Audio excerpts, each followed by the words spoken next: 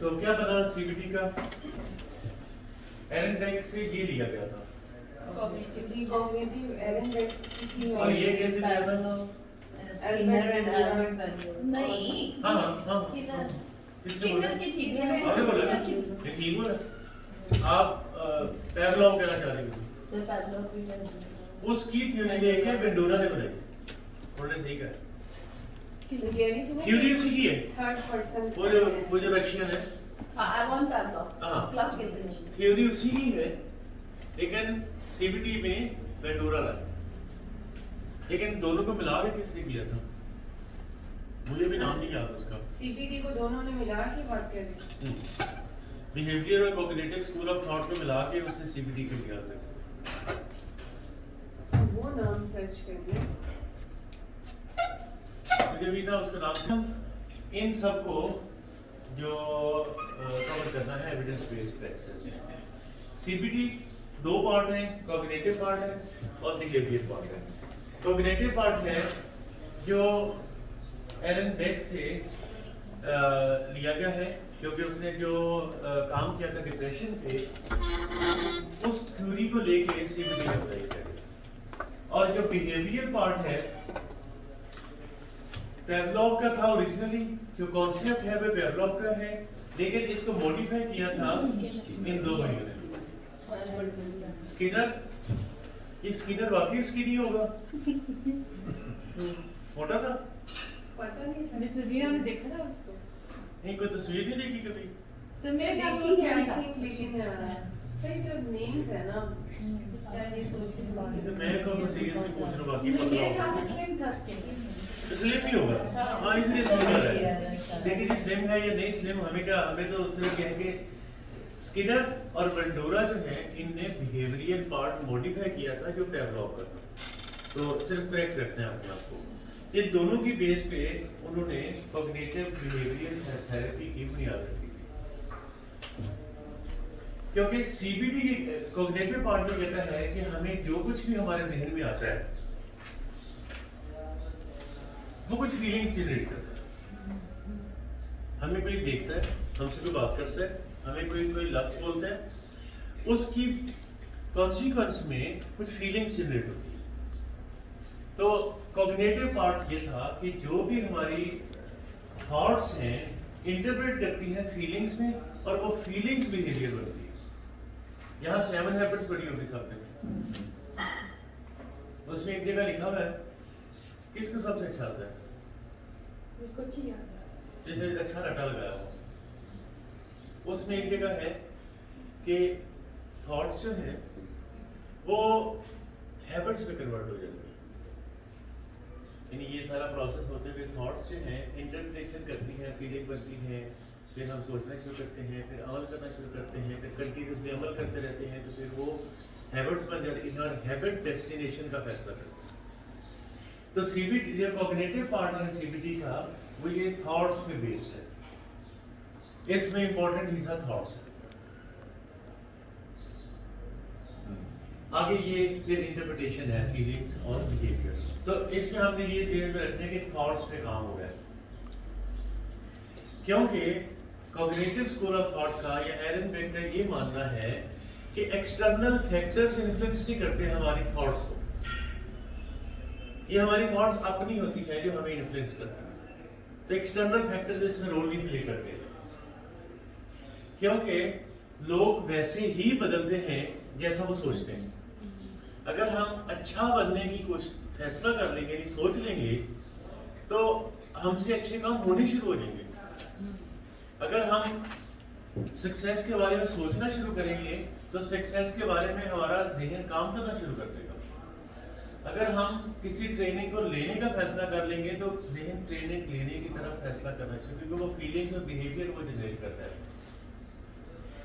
अगर सिचुएशन ना भी बदली हुई हो और सोचें बदली हुई हो तो हम उस सिचुएशन को चेंज कर देते हैं।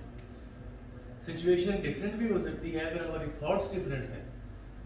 एक 7 हैबिट में ही एक और साइकोलॉजिस्ट का लिखा हुआ है, नाम बताएंगे जिनको अच्छा आता है, जो वर्ल्ड वॉर में कहीं कैद हो गया था और उसने अच्छा सोचना शुरू कर दिया था और फिर वो था ना ऐसा कुछ, उसका नाम पता है? Benjamin Franklin. हाँ बेंजामिन फ्रैंकलिन। Benjamin Franklin.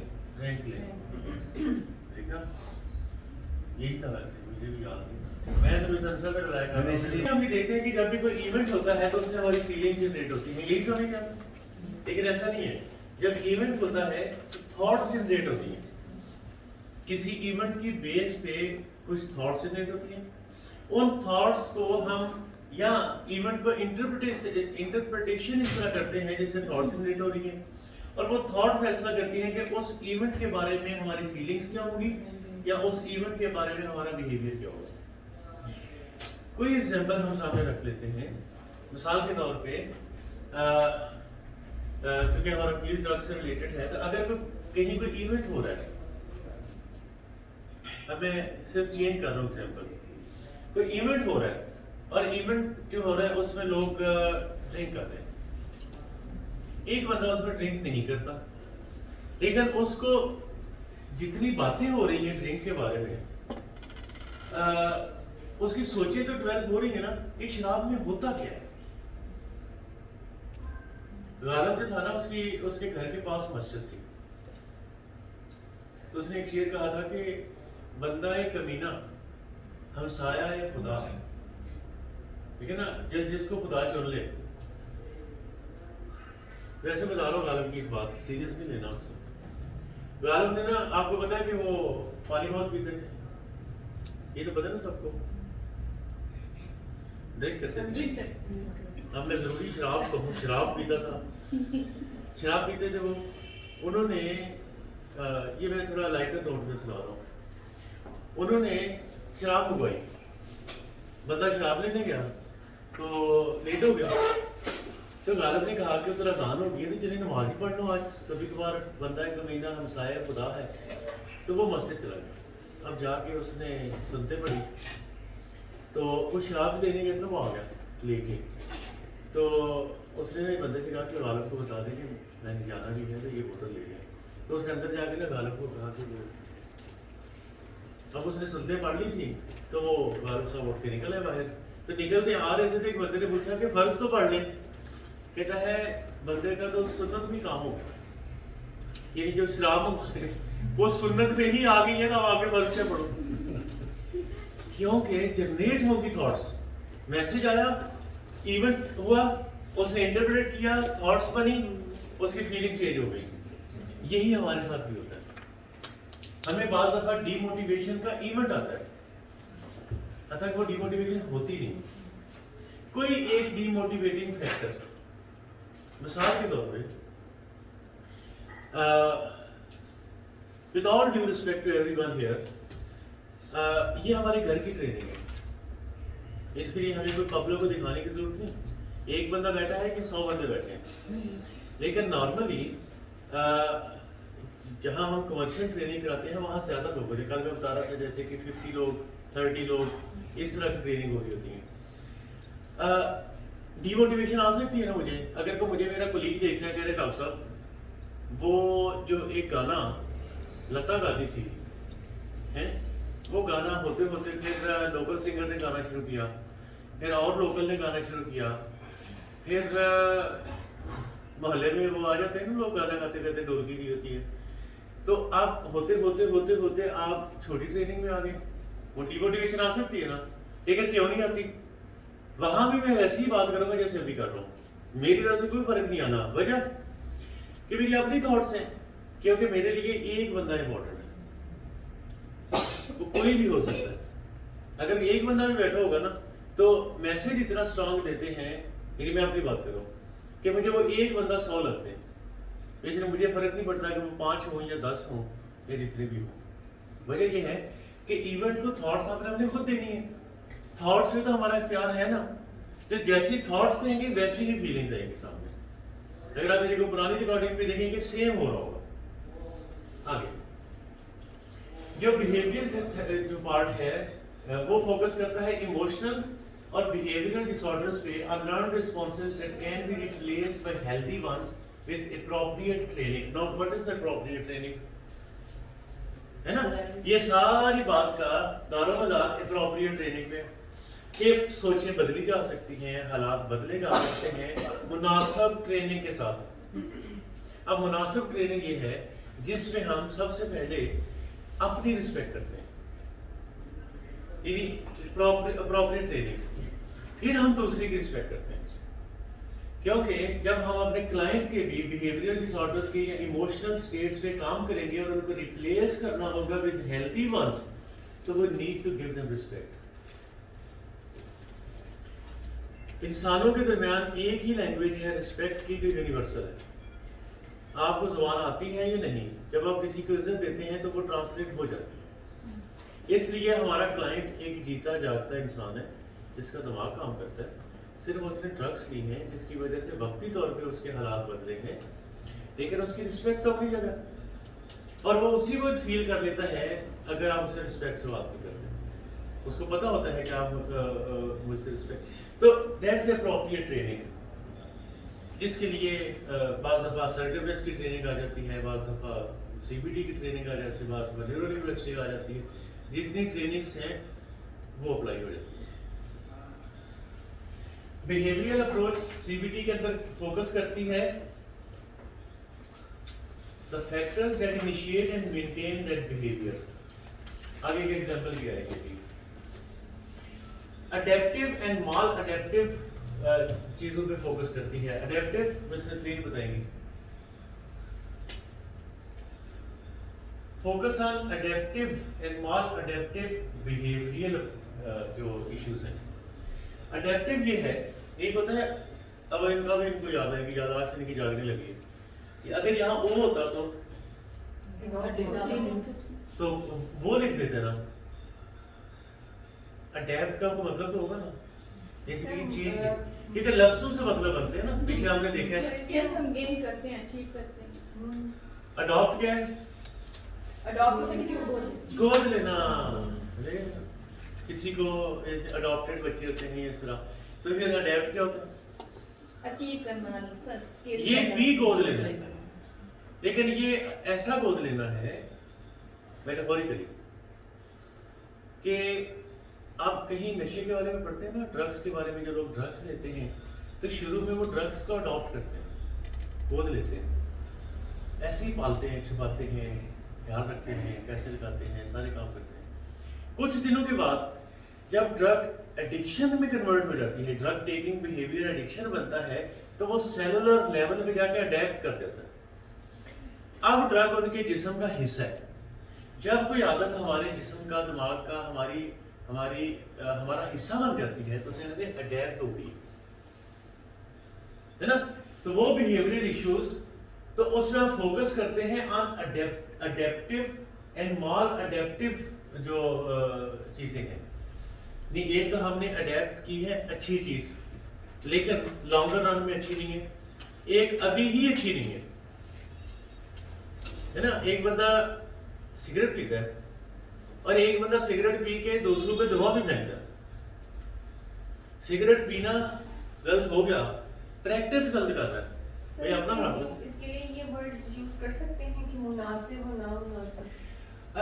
असल में ये लफ्ज बड़े बहुत प्रॉपर्ली यहाँ रखेंगे, वरना तो प्रॉपर्टी भी आ जाता ना, आसान हो जाता, सबको समझ आ जाती। ये अडेप्टिव ये है कि जब ओढ़ना बिछोना बना लेते हैं हम किसी चीज को। अच्छा, ये अडेप्टिव आप ये कह रहे हैं कि गुड सेंस में कुछ चीजें यानी कि अडेप्ट होती हैं, मतलब आप कह रहे हैं बिहेवियर्स, और कुछ मैन अडेप्टिव जो नहीं होने चाहिए। देखिए, अच्छी चीजें भी तो अडेप्ट हो जाती है ना, अच्छी चीजें भी हैं, वो भी तो अडेप्ट हो जाती है, बुरी चीजें भी अडेप्ट हो जाती हैं। अब ये फैसला नहीं हो रहा यहाँ। माल अडेप्टिव इसलिए साथ लिख दिया गया है कि कुछ चीजें डायरेक्टली गलत होती हैं। जैसे मैंने अभी सिगरेट की मिसाल दे दी, सिगरेट तो बुरा है, गलत हुआ। एक बंदा है वो आबे ज़मज़म पीता है और एक आबे ज़मज़म से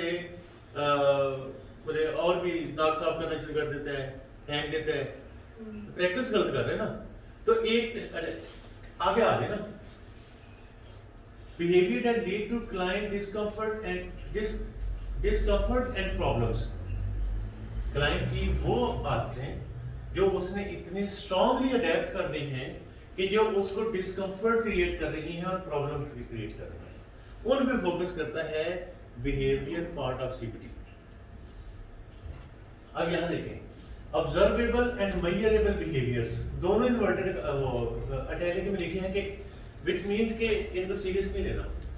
एज सच ऑब्जर्वेबल बिहेवियर को मेजर कैसे करेंगे हम, इसलिए उसने इटैलिक कर दिया है।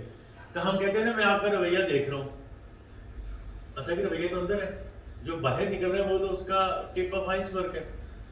असल चीज तो थॉट्स है, जिन थॉट्स की बेस पे मुंह खुला है, तो इसलिए हमने इटैलिक लिख दिया कि बिहेवियरल अप्रोच जो है वो फोकस करती है on observable and measurable behaviours. अब मेरे साथ ही है ना बेटा? जी सर। तो श्रीदा जी सर। इधर ही है। जी। जहाँ पे लगे ना कि थोड़ा कहीं फंस गए हैं सोचो में, तो जरूर पॉइंट आउट करें, आप थोड़ी ब्रेक भी ले सकते हैं, आपकी बात है। बिहेवियरल अप्रोच जो है ये सेल्फ एस्टीम या थॉट्स या वैल्यूज या कॉन्शियस अनकॉन्शियस डिफेंस मैकेनिज्म पे काम नहीं करती। आप कोई लर्न प्रोफेशनल मुझे बताएं ना क्यों नहीं करती? कम्युनिटी में अप्रोच करते यस, क्योंकि सेल्फ एस्टीम का ताल्लुक कॉग्निशन से है। किसी को कॉग्निशन का नाम बताओ, सबको पता है? सबको पता है? थिंकिंग पर बताए ना क्या है? सर इसमें हमारे ना थॉट्स आ जाती हैं, थिंकिंग, इमोशंस। हाँ हाँ हाँ, जी थॉट से पैटर्न होता है बस। थॉट से उस पार जो चीजें हो रही है ना वो कॉग्निशन। थॉट से भी आगे आपने स्कीमा सुना होगा, स्कीमास बनते हैं। जी। स्कीमास जिस चीज से बनते हैं वो है कॉग्निशन। कॉग्निशन बनाई नहीं, अल्फाज दफा बनाई नहीं जाती, बनती हैं माहौल के मुताबिक, हालात के मुताबिक, घरेलू किस तरह इंफ्रास्ट्रक्चर चल रहा है उसके मुताबिक, रिलीजियसली किस तरह फॉलो करते हैं। और उसकी मैं अक्सर मिसाल देता हूँ रमज़ान कि कितनी स्ट्रॉन्ग कॉग्निटिव अप्रोच है हमारी कि हम अकेले भी हों तो हम कोई ऐसा काम नहीं करते जिससे रोज़ा मकरूह हो। अतः कि ना खुदा देख रहा है, मगर मेटाफोरिकली ना दूसरा इंसान देख रहा है, तो पानी पीने में क्या हर्ज है? लेकिन नहीं हम करते क्योंकि इतनी स्ट्रॉन्ग कॉग्निटिव अप्रोच है। तो सेल्फ एस्टीम वगैरह ये जो बाकी चीजें हैं इनका ताल्लुक चूंकि कॉग्निशन से है, तो इसलिए बिहेवियरल पार्ट इसमें रोल नहीं प्ले करता। बस सेंट्रल क्वेश्चन नॉर्मली सीबीटी में जो पूछा जा रहा है वो ये है कि ये क्वेश्चन देखें, हाउ डज ही चेंज। कोई एग्जांपल एक रख लेते हैं, उसी को लेके चलेंगे आगे। ये कहना कैसे, how someone change, how someone develops something new, how someone has developed new communication skills, how someone has learned how to talk with a gathering of more than फर्ज करेंगे 10 people, more than 20 people, उसको ये कैसे सीखा उसने। ये जो कैसे वाला पार्ट है ना, यहाँ इसके साथ रेस्ट डालें, और वो जो कैसे उसने किया और फिर वो कैसे करता जा रहा है, ये कोर है सीबीडी के पीछे। एक इंसान ने नशा किया और करता ही क्या, जब किया उससे पहले क्या सोचे, उससे पहले क्या इवेंट्स हुए जिनकी बेस पे थॉट्स जनरेट हुई, थॉट्स इंटरप्रेट हुई, इंटरप्रेट होने के बाद उसने डिसाइड किया, उसकी फीलिंग्स बनी, फीलिंग्स में डिसाइड किया कि नशा करना। कैसे मतलब चेंज हुआ उस चीज में? हाँ, ये है वो हाउ पार्ट, कैसे चेंज हुआ और फिर वो क्यों चेंज ही रहा, है ना। इसमें ना कच्चे क्वेश्चन नहीं करते, मैं आपको कच्चा क्वेश्चन बताता हूँ कि बाद दफा पूछ लेते हैं। जैसे हमने 2 पाँव पे चलना शुरू कर दिया, हमारी ना कॉग्निशन काम कर रही, हमें तो ये सिखाया गया, innate उस टाइम पे सिखाया गया है जब हमारा दिमाग काम नहीं करता, जो इंटेलेक्चुअल पार्ट, हमें वेरिफिकेशन नहीं होती थी दिमाग की, हमें जैसे बताया गया हमें वैसे। ये जो हम जुबान सीख लेते हैं घर में, हमें कोई ट्रेनिंग तो नहीं होती, हम दोस्तों से सुन के सीख लेते हैं। यहाँ ये पार्ट होने की बात हो रही है जो चीजें हम कॉन्शियस लेवल पे सीखते हैं। इवन तालीम भी कॉन्शियस लेवल में नहीं है, हमें स्कूल भेज दिया, हम शुरू कर दिया, और हम मैट्रिक तक पहुंच गए, फिर घर वाले कहा कि साइंस रख लो, हमने साइंस रख ली, फिर उन्होंने कहा कि आप ना पढ़ लो, हमने वो पढ़ लिया। जब प्रैक्टिकल फील्ड में आते हैं फिर फैसला करते हैं अब करना क्या है, क्योंकि उन फैसलों का डायरेक्टली हमें नफा नुकसान हो गया, वहां जाके डिसाइड होगा हाउ और फिर why the person is What keeps a person doing what he is doing? वो उसने जो आदत अपनाई कैसे करता गया, नशा किया और करता गया, रिकवरी में आया और रिकवरी में रहे, तो प्रोसेस वही है। उसने इवेंट हुआ, फीलिंग्स आई, थॉट्स फीलिंग्स आई, इंटरप्रिटेशन हुई, ड्रग आई, एडिक्शन डेवलप हुई, ट्रीटमेंट में आ गए, डिटॉक्स हुए, काउंसलिंग में आए, रिकवरी में आए, रिकवरी में रहे। तो स्टार्ट जहां से हुआ था वही चीजें वापस स्टार्ट यहां से ही करते हैं आप। जो थॉट्स थी अब रिकवरी की थॉट्स आ रही है, फिर फीलिंग आनी है।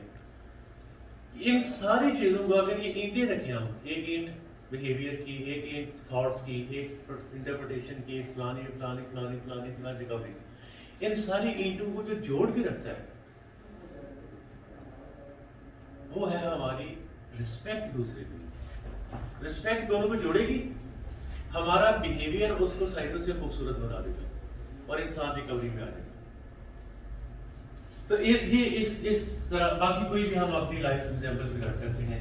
तो ये जो व्हाट है, what question addresses the things that reinforce patterns, thoughts, effects and behaviours, जो हम पहले हाउ में पार्ट था और अब वो करते गए। ये आइडिया हो गया इस स्लाइड का?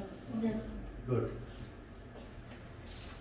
अच्छा, अब प्योरली हम एसयूवी से रिलेटेड बात करेंगे कि उनके ट्रीटमेंट में सीबीटी का रोल कैसे आ सकता है।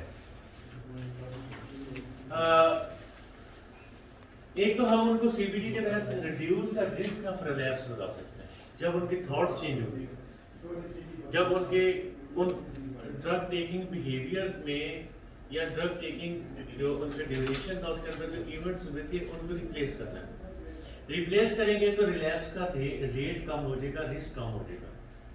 हम एब्स्टिनेंस मेंटेन कर सकेंगे अपने क्लाइंट की कि अब वो अगर उसको कोई ताना देता है कि आप नशेई हैं और वो नशेई ताने को ऐसे देता है कि आप तो मुझे ताना इसलिए दे रहे हैं ना कि मैं रिलैप्स हो जाऊं, तो रिलैप्स नहीं होगा मैं, आपका ताने का मतलब ये अब उसने इंटरप्रिटेशन की है। और अगर उसकी ट्रेनिंग नहीं हुई होगी तो कोई टॉन्ट करेगा तो वो वापस ड्रग लेगा कि लोग तो मुझे पहले ही नहीं समझते, तब ड्रग छोड़ने का क्या फायदा।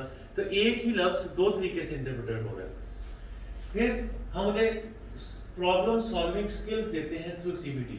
यही वो जो एग्जांपल थी कि उसको प्रॉब्लम आई, अब नॉर्मली क्लाइंट काम नहीं कर सकते क्योंकि लोग ट्रस्ट नहीं करते उन पे, तो उस दौरान जो उनको कम्युनिकेशन का प्रॉब्लम आ रहा है या और जो प्रॉब्लम आ रहे हैं तो वो सीबीटी के तहत इस तरह हल होते हैं कि हम उस प्रॉब्लम को इंटरप्रेटिव तरीके से करते हैं।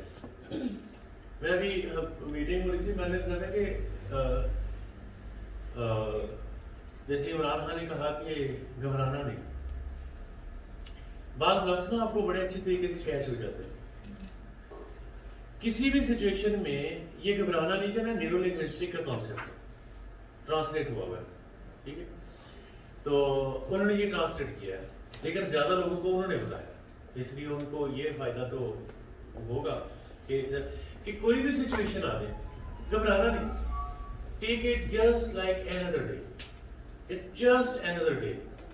उतने ही घंटों का दिन है, वैसे ही सुबह शाम होनी है, सिर्फ हमारी इंटरप्रिटेशन डिफरेंट है उसके बारे में। और फिर हम सेल्फ एफिकेसी क्लाइंट की बढ़ाते हैं कि उसके बाद खुद स्किल्स आ जाए अपनी थॉट्स को मैनेज करने के, अपने न्यूवर्स को कंट्रोल करने के, अपनी इंटरप्रिटेशन को कंट्रोल करने से, ताकि वो खुद कफील हो सके अपनी रिकवरी के बारे में।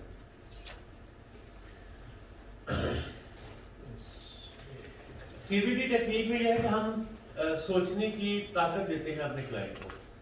हम उनको क्लाइंट को ये पावर देते हैं कि वो अपने आप को क्वेश्चन करें, या हम उनको सिखाते हैं कि वो अपने आप को क्वेश्चन करें और अपनी थॉट्स को एक्सप्लोर करें, अपने रिलेशनशिप को एक्सप्लोर करें, और वो थिंकिंग जो उनकी इमोशनल स्टेट को चेंज करती है उस पर काम करें। एग्जाम्पल क्या है, how do I really know those people are laughing at me. हमें ये लगता है कि शायद दुनिया हम पे हंसती है, ये हमें लगता है, ये भी तो लगता हो सकता है दुनिया आपसे भी हंसती हो, ये भी तो हो सकता है कि दुनिया का वैसे ही स्टाइल ही ऐसा हो, ये भी तो हो सकता है कि दुनिया किसी और बात पे हंस रही हो और हमें लगता है कि मेरे पे हंस रही है। Are there any other possible explanations कि दुनिया क्यों हंस रही है उसमें? तो ये मरीज ने खुद सोचना है, ये हमने उनको सोचने की पावर देनी है। और हो सकता है वो किसी और चीज के बारे में हंस रहे हो, जैसे मैंने एग्जांपल दिया अभी। तो एक ही इवेंट डिफरेंट तरीके से हम अपने क्लाइंट को क्वेश्चन करने के बारे में देते हैं कि वो अपनी थॉट्स को क्वेश्चन करे। फिर किसी भी थॉट को या किसी भी इवेंट की पॉजिटिव और नेगेटिव कॉन्सिक्वेंसेस को जांचने का मौका, ये हम अपने क्लाइंट को इसमें देते हैं। फिर क्लाइंट को मॉनिटरिंग, सेल्फ मॉनिटरिंग का कॉन्सेप्ट दिया जाता है कि वो अपना ख्याल खुद रखेगा, स्ट्रेटजीज बनाएगा कि वो हाई रिस्क सिचुएशन से बच सके, कि किसी ऐसी जगह पे ना जाए अपने आप को टेस्ट करने के लिए। मिसाल के तौर पे हमारा एक क्लाइंट है और वो रिकवरी में है और वो उसका घर है 9 नंबर पे, है ना, शुक्र करिए उसका 2 नंबर पे नहीं है, तो उसका घर है 2 नंबर पे, वो रहता है ये 7 वाले घर में, और 9 नंबर वो ऑफिस है उसका 9 नंबर पे, रहता है यहाँ। अब रोज हमसे उसका इलाज हो गया क्योंकि वो ड्रग लेता था, और वो ड्रग्स लेता था ये बाईपास यूनिवर्सिटी के सामने ही बंदा है जो उसको ड्रग्स देता था। अब देखें ना साइकिल कैसा अजीब सा बंदा है। वो यहाँ से रोज निकलता है, 6 नंबर से लेफ्ट होता है और सीधा 9 नंबर पे अपने ऑफिस चला जाता है, बैंक में काम करता है ना, 9 नंबर पे बैंक है, यहाँ से जाते हुए लेफ्ट साइड वहाँ वो काम करता था। बड़ा अच्छा रिकवरी में जा रहा है, बड़ा अच्छा रिकवरी में जा रहा है, और कॉन्फिडेंस आ गया उसको कि अब मैं ठीक हूँ। ऑलमोस्ट 6 मंथ हो गए थे उसको रिकवरी में, आते जाते शाम दुआ ये वो सब कुछ, मेरी जिंदगी बदल गई। एक दफा उसने सोचा कि ये सब मुझे बताते थे कि आप तो ड्रग्स वापस खींचेंगे। उसने कहा कि आज मैंने ना ऑफिस जाने से पहले ना जरा यूटर्न लेके ना चीजब से आगे होता होगा ना, मैं नॉर्दर्न बाईपास ऐसे होके आऊंगा, लेकिन मैं यूनिवर्सिटी की तरफ नहीं जाऊंगा ड्रग लेके। उसने कामयाबी से यही किया, उधर गया, चक्कर लगा के वापस ऑफिस चला गया। 1-2 दिन उसने ये प्रैक्टिस की, फिर उसने एक दिन कहा आज मैं ना यूनिवर्सिटी के सामने दुकान तक जाऊंगा। इतना वो मजबूत हो गया ना, इसको ध्यान में रखना है, हाई रिस्क। उसने एक दफा वो दुकान पे चला गया, थोड़ा फास्ट फॉरवर्ड कर देता हूँ, दुकान पे चला गया और दुकान पे जाके देख के उनको ना फिर वापस चला गया। दूसरी दफा गया तो दुकान पे जाके कहते हैं कि नशा है। उसने कहा फिर शुरू कर दिया, कहता नहीं सिर्फ पूछ रहा हूँ। उसने कहा है, उसने कहा नहीं करना, फिर वो चला गया ऑफिस। नेक्स्ट टाइम गया तो उसने कहा कि आज मैंने सिर्फ खरीद के गाड़ी में रखना है, करूंगा नहीं क्योंकि पहले मैं गाड़ी में रखता था। आज उसने ले लिया, गाड़ी में रख लिया, उसने कहा करना नहीं किया। नेक्स्ट टाइम उसने कहा कि एक दफा कच लगा के देखो, मैं अंदर नहीं करूंगा धुआं, और उसने कच लगाया और धुआं अंदर नहीं किया। और लास्ट टाइम उसने कहा कि एक दफा अंदर करके तो देखो, और उसने अंदर किया और फिर धुआं उसके अंदर उतर गया और वो रिलैक्स हो गया। रिलैक्स होने का प्रोसेस कहाँ से स्टार्ट हुआ था? उसके थॉट्स थॉट से शुरू हुआ था ना। जिस तरह से फैसला किया था कि आज मैं इधर से ना नॉर्दर्न बाईपास से होकर ऑफिस जाऊंगा, that was the first day जिस दिन वो रिलैक्स हो गया था, क्योंकि रिलैक्स भी प्रोसेस है। Relax is not an event, it's a process. ये धमाका नहीं होता, ये पूरा प्लान होता है, रेकी होती है पहले, फिर वो बम रखा जाता है, फिर वो होते होते होते जाके ब्लास्ट होता है। अब पढ़े situation, help client develop strategies for avoiding और coping with high risk situations. CBT अब यहाँ बीच में छलांग लगाती है तो कहती है कि थॉट्स नहीं थी ना, थॉट्स ने फीलिंग जनरेट की और फीलिंग के तहत आपने ये अमल किया था। तो अब जब आप दोबारा रिकवरी में आएंगे तो हमेशा सोचेंगे कि आप क्या सोचते हैं। Help client develop effective coping strategies for general life challenges. Okay, teach problem solving skills. CBT के अंदर की बात आगे। जब CBT कराया जा रहा होता है क्लाइंट को, तो उसको हम क्योंकि कॉग्निशंस बनानी है और कॉग्निशन बनाने के लिए उसको मटेरियल देना है। वो पढ़े सुने, सुनने से ज्यादा जरूरी है वो पढ़े, पढ़ने से ज्यादा जरूरी है कि वो प्रैक्टिकली करे। अब एक तो हम रीडिंग असाइनमेंट दे सकते हैं अपने क्लाइंट को कि वो कोई बुक पढ़नी शुरू करें। बुक पढ़ेंगे तो उनका मटेरियल चेंज होना शुरू होगा दिमाग के अंदर, जो पहले कुछ और है अब वो रिप्लेस होना शुरू होगा या नया मटेरियल ज़्यादा होना शुरू होगा। और फिर जो उसके कुछ बिहेवियर्स हैं उनका ट्रैक रिकॉर्ड रखें कि उसने कब उसको जब एक सोच आई तो उसकी सोच की इंटरप्रिटेशन उसने क्या की, तो उसका वो रिकॉर्ड रखे। और जो नए उसने बिहेवियरल स्किल सीखे हैं उनकी रिहर्सल करें। जैसे अगर वो सर्टेनर सीख रहा है या बिहेवियर में उसको कुछ नई चीज़ सिखाई है तो वो दूसरे क्लाइंट के साथ या दूसरे किसी दोस्त के साथ, किसी रिलेटिव के साथ उसको प्रैक्टिस करे, दूसरों को बताए कि CBT में ये होता है। जब वो बताएगा तो उसको ज़्यादा अपनी अंडरस्टैंडिंग होगी।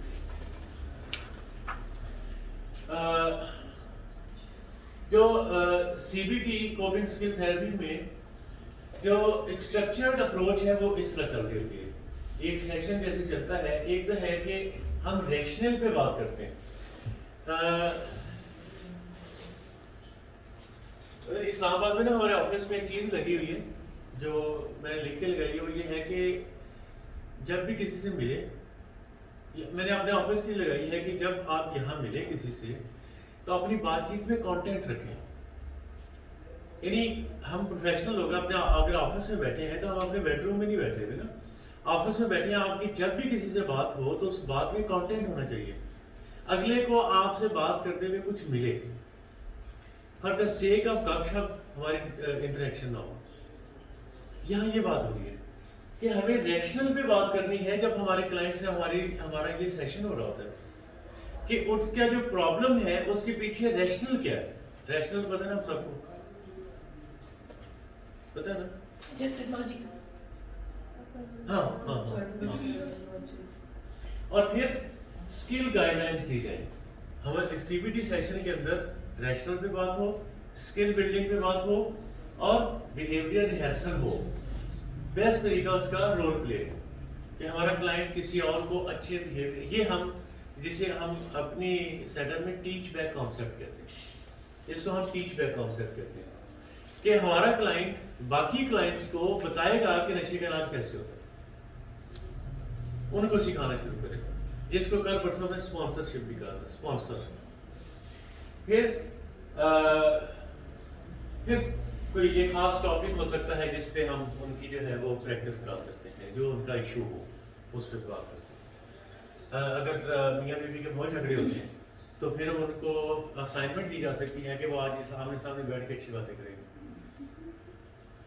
प्रैक्टिस हो सकती है ना अच्छी बात करने की। मियाँ बीवी के झगड़े अगर तो है ही नहीं है ना, होते ही हैं। मैंने किसी जगह पढ़ा कि ये वो फौजी हैं, मियाँ बीवी वो फौजी हैं, सारा दिन बॉर्डर पे लड़ते हैं, शाम को एक ही मोर्चे में होते हैं। टॉपिक एरिया CBT के अंदर क्या है? Managing thoughts about substance use, एक ये टॉपिक हो सकता है। सॉल्विंग प्रॉब्लम्स, ये हो सकता है। नो करने के स्किल्स सिखाए जा सकते हैं कि वो रिफ्यूजल स्किल्स, कि वो नो करना सीखें ड्रग्स को। अगर कोई एमरजेंसी आ जाती है या लैप्स आ जाता है तो उससे कोप अप कैसे करना है। लैप्स ये है कि सिंगल टाइम ड्रग यूज। और फिर कुछ इररेलेवेंट डिसीजंस भी होते हैं जिनके बारे में डील करे हमारा क्लाइंट। सीमेंटली इररेलेवेंट डिसीजंस, क्या आज उनका दिल कर रहा है आज मीठा खाते हैं, आज उनका दिल कर रहा है कि मैं नॉर्दर्न बाईपास से होके आता हूँ, आज उसका दिल कर रहा है यूनिवर्सिटी के सामने जो दुकान है मैं वहां से होके आता हूँ। All these are irrelevant decisions, इन पे काम हो सकता है। ये क्या लगा है इस स्लाइड का आपको? झटका लगा? स्टेजेस है ना, इससे क्या लगा? जैसे कड़ी से कड़ी मिलती है, हाँ। सोच से पकौड़े से हो ना भी? ये सारे irrelevant जा इस तरह ये वो वाली कड़ी अच्छा, तो ये कड़ी से कड़ी में सोच के साथ दूसरी, ये इररेलेवेंट सोच है तो उसके साथ दूसरी सोच भी होती है। हाँ हाँ हाँ तो रॉन्ग डिसीजन होने के irrelevant डिसीजन। हाँ। और किसी की राय? ये राइटर आपको देख के क्या लग रहा है? स्लाइड का मकसद क्या होगा? है तो ये चेन ना, तो ये चेन ही है ना। सर जैसे अभी आपने एग्जांपल दिया है अभी आपने वो एक एग्जांपल दिया कि वो लड़का वहाँ से सदरन बाईपास के फिर आगे आ गया, हाँ तो वो बाउंड होता गया ना, वो क्लोज होता गया स्टेप बाय स्टेप, हाँ और वो उसको छोड़ भी नहीं सकता, वो स्टेप बाय स्टेप रिलैप्स हो गई। Good good good. लेकिन सीबीटी कितने अच्छे तरीके से बताती है कि एक ही चीज को आप सब डिफरेंट तरीके से देखते हैं। एक ही इवेंट होता है, हम सब डिफरेंट तरीके से देखते हैं उसको, है ना। लेकिन ये एग्जांपल कल परसों में आपको दे रहा था कि वो चेन जिसका सबसे इम्पोर्टेंट हिस्सा और सबसे कमजोर हिस्सा होता है, ये वो आगे देखिए कैसे आता है। कोपिंग स्किल्स में है कि helps client look at each link in a chain of events that led to relapse. वो जब यहाँ हम साथ वाले घर से निकला था तो वो जितने इवेंट्स हो रहे थे वो चेन वो हिस्से थे चेन के, वो नॉर्दर्न बाईपास से होके वापस ये सारी चेन बनाई उसने। सबसे कमजोर हिस्से पे तवज्जो देनी थी जब वो इधर मुड़ा था, यानी 6 नंबर से उधर मुड़ा, that was the weakest point. वो इस चेन का सबसे वीकेस्ट पॉइंट था, जहां भी था, यानी इधर पूरी चेन नहीं आ रही ना, जहां भी था वो वीकेस्ट लिंक पे काम करना है। यहाँ वो कह रहे हैं कि ईच लिंक जो है in chain of events that led to relapse, तो रिलैप्स हुआ। अब हम ये नहीं कहेंगे वो दुकान बंद हो, वो नॉर्दर्न बाईपास खराब है, वो फ्रांचाइज खराब है, उसका ऑफिस चेंज कर, नहीं। जब उसने डिसाइड किया कि किधर मुड़ो, that was the most important and weakest link. फिर क्या है, हम उसी क्लाइंट को will help the client learn to recognize resilience that can be the start of a process of relapse। मिसाल से समझ आ गया ना अब आपको कि जो मैंने एग्जांपल दी है कि हम उसे यहाँ 6 नंबर से मुड़ते ही उसको रोकना है। कल मैंने एग्जांपल वो 12 बजे लड़ाई वाली दी थी, आज ये एग्जांपल चेंज हुई। अच्छा, जो सीबीटी है वो इन पे आज तक रिजल्ट ज्यादा आए हैं, अल्कोहल, marijuana, कोकेन, मेथाम्फेटामिन और निकोटीन।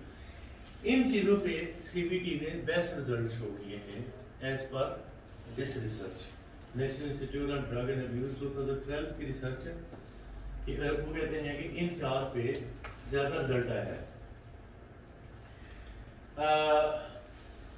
और इसमें ये भी बताया गया कि इवन आफ्टर इयर्स क्लाइंट जो हैं वो रिकवरी करे जब सीबीटी अप्लाई हुआ इन ड्रग्स के बाद।